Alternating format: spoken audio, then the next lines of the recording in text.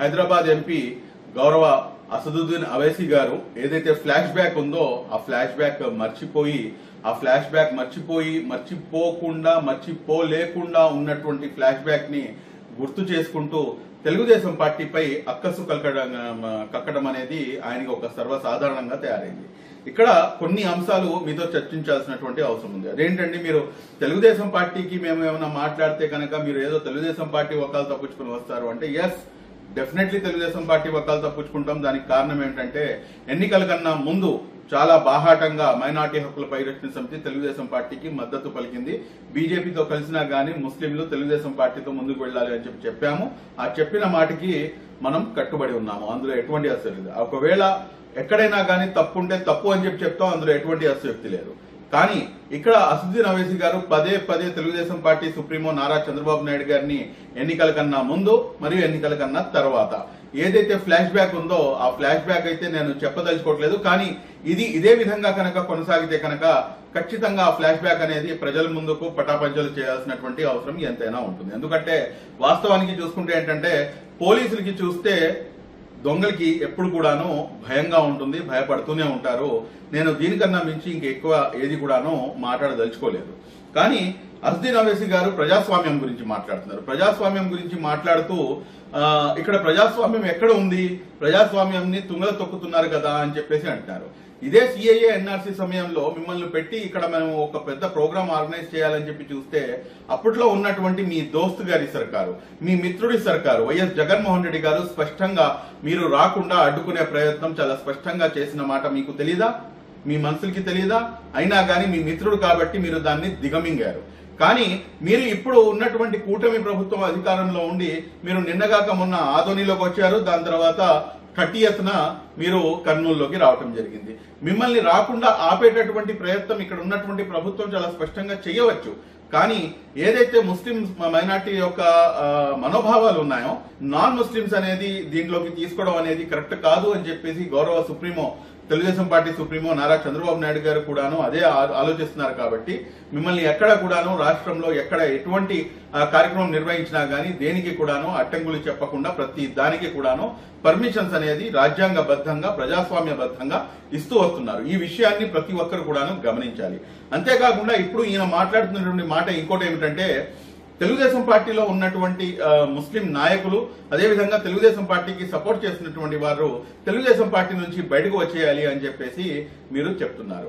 మరి ఇప్పుడు మీరు ఇదే మాట కనుక మీరు సిఐఏ ఎన్ఆర్సీ సమయంలో 33 మంది ఎంపీలు అటు రాజ్యసభ మరియు ఇటు లోక్సభ రెండిట్లో కూడాను సిఐఏ బిల్లు పాస్ అవడానికి సిఏబి కాస్త సిఏఏగా అమెండ్మెంట్ యాక్ట్ గా తయారవడానికి ఏదైతే ప్రోత్సహించినటువంటి పార్టీ అందరికన్నా ముందు వరుసలో ఉన్నటువంటి పార్టీ వైఎస్ఆర్ కాంగ్రెస్ పార్టీ అన్న సంగతి మీకు తెలీదా?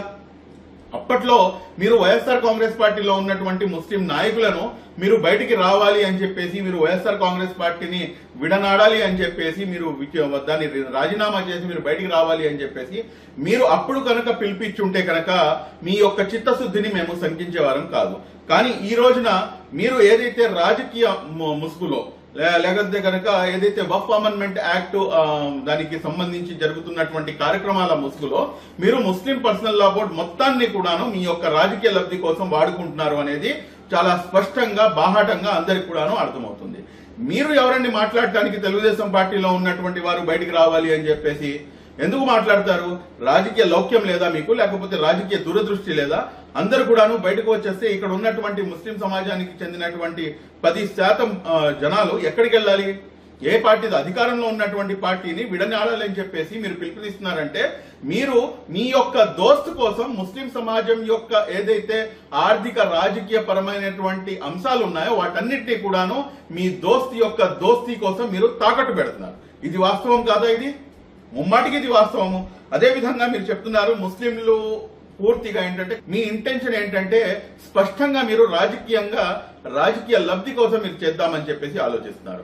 ఇంకో మూడో అంశం ఏమిటంటే, మీరు ఏ రకంగా అయితే మీరు బయటకు వచ్చి వైఎస్ఆర్ కాంగ్రెస్ పార్టీకి మద్దతు ఇవ్వండి అని చెప్పేసి మీరు డైరెక్ట్ గా మీరు ఎన్నికల కన్నా ముందు ఎన్నికలైన 1 సంవత్సరం తర్వాత మీరు పిలుపునిస్తున్నారో మీరు ఒక విషయాన్ని మీరు గమనించాలి.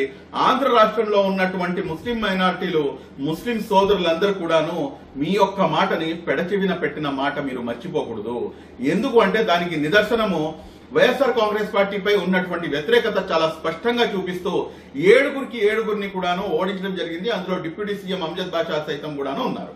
అదే విధంగా మీరు చూసుకుంటే కనుక ఇటువైపు 3 ఎమ్మెల్యేలను ఇస్తే కనుక 3 అటు మదనపల్లి నుంచి షాజాన్ బాషా గారు, ఇటు గుంటూరు నుంచి మన నసీర్ అహ్మద్ గారు, అక్కడ నంద్యాల నుంచి మన గౌరవ మంత్రివర్యులు పెద్దలు శ్రీ ఎన్ఎండి ఫారూక్ గారు భారీ మెజారిటీతో వీళ్ళందరూ కూడాను గెలుపొందారు. కాబట్టి చాలా స్పష్టంగా అర్థమైపోతుంది అదేంటంటే ఎస్ ముస్లింలందరూ కూడాను. ఇంకో నిదర్శనం ఏమిటంటే రాయలసీమ లాంటి అత్యధికంగా ముస్లిం మైనార్టీలు నివసించేటటువంటి ప్రాంతంలో నంద్యాల కానివ్వండి, రాయచోటి కానివ్వండి, లేకపోతే మదనపల్లి కానివ్వండి, లేకపోతే కర్నూలు కానివ్వండి, లేకపోతే మీ యొక్క ఆళ్లగడ్డ కానివ్వండి, లేకపోతే మీరు చూసుకుంటే కనుక మీకు శ్రీశైలం కానివ్వండి, ఇటువంటి అనేకమైనటువంటి ప్రాంతాల్లో ఎక్కడైతే ముస్లిం జనాభా ఎక్కువగా ఉంటుందో, ముస్లింలకే అక్కడ సీటు కేటాయించాల్సినటువంటి అవసరం ఉంటుందో అటువంటి నియోజకవర్గాల్లో సైతం కూడాను భారీ మెజారిటీతో టీడీపీ ఎమ్మెల్యేలు గెలుపొందారంటే కనుక చాలా స్పష్టంగా అర్థమవుతుంది తెలుగుదేశం పార్టీపై ముస్లింలలో ఉన్నటువంటి ఒక నమ్మకం ఎటువంటిది అనేది. అందులో ఎవరు కూడా కాదనరు. మీరు రావచ్చు, మీరు ఇక్కడ మాట్లాడవచ్చు, కానీ దాన్ని రాజకీయ ముసుగులో మీరు పెట్టి మీరు తెలుగుదేశం పార్టీలోంచి బయటకు వచ్చేయండి అని చెప్పేసి ఏదైతే పిలుపునిస్తున్నారో ఇక్కడే మీ యొక్క రాజకీయ దురుద్దేశం అనేది చాలా స్పష్టంగా అర్థమవుతుంది. మీరు ఇక్కడ ఇంకోటి ఏంటంటే మాట్లాడుతూ మీరు ఈ రోజున అమరావతి రాజధాని గురించి మాట్లాడతారు. అమరావతి రాజధాని ఎవరి రాజధాని అండి? అమరావతి రాజధాని మీకు తెలుగుదేశం పార్టీ సుప్రీమో నారా చంద్రబాబు నాయుడు గారు వారి యొక్క కుటుంబ సభ్యుల కోసం మీరు కడుతున్నారా? ఎవరు చెప్పారు మీకు? ఎవరు చెప్పారు? హైదరాబాద్ రాజధానిని డెవలప్ చేసింది ఎవరు? హైదరాబాద్ మహానగరంగా చేసింది ఎవరు? హైదరాబాద్ లో హైటెక్ సిటీ తీసుకొచ్చి ఏదైతే ఈ రోజు హైదరాబాద్ యొక్క రూపురేఖలు పూర్తిగా మార్చేసినటువంటి నాయకుడు నారా చంద్రబాబు నాయుడు గారు. ఇది మీరు అవునన్నా కాదన్నా ప్రతి ఒక్కరు నగ్న సత్యం ఇది. అదేవిధంగా మీరు చూసుకుంటే కనుక హైదరాబాద్ లో ఉన్నటువంటి ఉర్దూ యూనివర్సిటీని ఎస్టాబ్లిష్ చేసి హైదరాబాద్ మహానగరంలో ఉర్దూ భాషని 2వ అధికార భాషగా ప్రకటించినటువంటి నాయకుడు నారా చంద్రబాబు నాయుడు గారు. ఈ విషయం మీకు తెలీదా? తెలుసు. కానీ మీ యొక్క ఏదైతే చరిత్ర ఉందో ఆ చరిత్ర మీకు ఈ విధంగా మాట్లాడిస్తుంది అని చెప్పేసి మేము చాలా స్పష్టంగా మాకు అర్థమైపోయింది.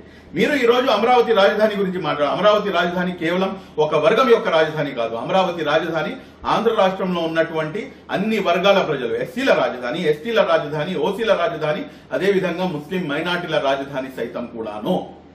కాబట్టి మీరు ఇప్పుడు అమరావతి రాజధాని గురించి మాట్లాడుతూ కూడాను మీ దోస్తీ యొక్క దోస్తీని మీరు స్పష్టంగా మీరు అది ఎస్టాబ్లిష్ చేయడానికి అది ఎస్టాబ్లిష్ అయిపోయింది. ఏది మీరు అమరావతి రాజధాని గురించి ఎప్పుడైతే మాట్లాడారో గత 10 సంవత్సరాల నుంచి ఆంధ్ర రాష్ట్రంలో ఉన్నటువంటి ప్రజానికానికి 5 కోట్ల మంది ప్రజలకి అమరావతి రాజధాని కాదు, రాజధాని లేకుండా రూపురేఖలు లేకుండా చేసేసినటువంటి నాయకుడు వైఎస్ జగన్మోహన్ రెడ్డి. మరి అటువంటి నాయకుడికి మీరేమో పూర్తిగా వత్తాసు పలుకుతూ ఈ రోజు అమరావతి రాజధాని గురించి మాట్లాడతారా? అస్దీన్ ఓవైసీ గారు ఖబర్దార్, అమరావతి రాజధాని గురించి మాట్లాడే నైతిక హక్కు మీకు లేదు. అమరావతి రాజధాని గురించి కనుక మీరు మాట్లాడితే కనుక ఆంధ్ర రాష్ట్రంలో ఉన్నటువంటి 5 కోట్ల మంది ప్రజలు irrespective of caste, creed and religion మేమందరం కూడాను మీపై తిరగబడతాము అన్న సంగతి మీరు గుర్తుంచుకోవాలి. ఇంకొకసారి మీరు ఆంధ్ర రాష్ట్రంలో అడుగు పెట్టాలంటే 1కి 10 సార్లు ఆలోచించుకోవాల్సినటువంటి పరిస్థితి ఏర్పడుతుందని చెప్పేసి కూడాను మీరు అర్థం చేసుకోవాలి. అదేవిధంగా ఈ రోజున last but not least Amaravati రాజధాని గురించి మాట్లాడి అయిపోయింది. ఇప్పుడు ఏదైతే అరాచకాలు 2019 నుంచి తీసుకొని 2024 వరకు ఆంధ్ర రాష్ట్రంలో జరిగినాయో ఈ అరాచకాల గురించి మీరు ఏ రోజైనా గానీ అడిగారా? ఆదోనికి మీరు వెళ్లారు. ఆదోని వెళ్లేటప్పుడు మీరు ఖచ్చితంగా మీరు ఎమ్మిగనూరు పై నుంచి వెళ్ళాలి. ఎమ్మిగనూరు అంటే మీకు కర్నూలు జిల్లా కూడాను మీరు వచ్చారు. కర్నూలు జిల్లా గోనెగండ్ల మండలం ఎర్రవాడు గ్రామంలో హాజిరా అనే ఒక 22 సంవత్సరాల యువతిని అత్యంత దారుణంగా ఆగస్టు 2021 ఆ అమ్మాయిని అత్యంత దారుణంగా కిరాతకంగా పాడు చేసి ఆ అమ్మాయిని చంపేయడం జరిగింది. రాష్ట్ర వ్యాప్తంగా కూడాను దానిపై నిరసనలను వెలువెత్తాయి. మా యువ నాయకులు నారా లోకేష్ గారు 2021లో ఆ కుటుంబాన్ని పరామర్శించడానికి అన్ని పార్టీల నాయకులు including CPI, CPM, Congress, SDPI అన్ని పార్టీల నాయకుల్ని కూడాను కలుపుకొని అందరం కూడాను పోయి ఆ అమ్మాయిని పరామర్శించి రావడం జరిగింది. వాళ్ళ యొక్క తల్లిదండ్రులు పరామర్శించి రావడం జరిగింది. ఈ రోజు వరకు మీరు ఆదోని వెళ్లేటప్పుడు కూడాను ఆదోనిలో కూడాను మాట్లాడలేదు. కనీసం కర్నూలులో వచ్చారు, కర్నూలులో కూడాను మీరు మాట్లాడలేదు. ఆంధ్ర రాష్ట్రంలో జరిగినటువంటి అరాచకాలు అబ్దుల్ సలాం గురించి మీరు ఎందుకు మాట్లాడలేదు? అక్కడే పక్కన 70 కిలోమీటర్ దూరంలో ఉన్నటువంటి నంద్యాలకి చెందినటువంటి అబ్దుల్ సలాం చేసినటువంటి పాపం ఏమిటి? మిస్బా, చదువుల తల్లి మిస్బా, ఆ అమ్మాయి చేసినటువంటి పాపం ఏమిటి? ఇవన్నీ కూడాను మీకు ఏది కూడాను కంటికి కనిపించవు.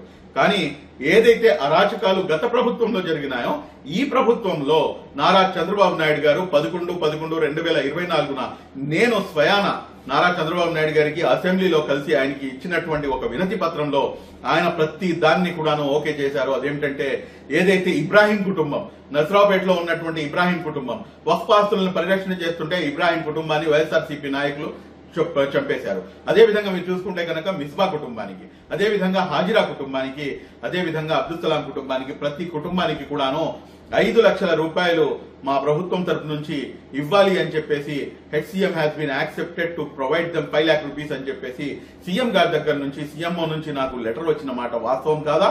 ఈ రోజున వాళ్ళందరికీ కూడాను, ఆ కుటుంబాలన్నిటికీ కూడా, అయినా మీకు ఇంకో విషయం చెప్తున్నా, ఇక్కడికి న్యాయం జరిగిందని చెప్పేసి నేను చెప్పను. కనీసం వారికి ఆర్థికంగా వారికి ప్రోత్సాహం అయితే ఇవ్వడం జరిగింది.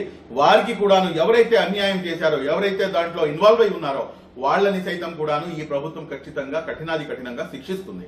ఈ రోజున మీరు మాట్లాడే మాటలు ఏమిటంటే ఏ రకంగా కూడాను మీరు ముస్లిం మైనార్టీల యొక్క సమస్యలపై, ఆంధ్ర రాష్ట్రంలో ఉన్నటువంటి ముస్లిం మైనార్టీల సమస్యపై ఏ రోజున కూడా నోరు మెదపది. మీరు ఈ రోజున కేంద్రం తీసుకొచ్చినటువంటి నల్ల చట్టమైనటువంటి వక్ఫ్ అమెండ్మెంట్ యాక్ట్ ని అడ్డం పెట్టుకుని ఈ రోజు కూటమి ప్రభుత్వంపై మీరు పైనుంచి కింద మొత్తం కడిగి పడేయాలని చెప్పేసి అనుకుంటే కనుక ఇది మీ పొరపాటు.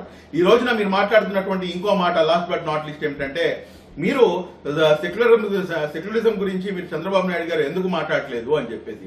మీరు మీకు కనుక కళ్ళు ఉంటే కనుక మీరు డైరెక్ట్ గా మీరు ఒకసారి చూడండి, ఒకసారి గమనించండి.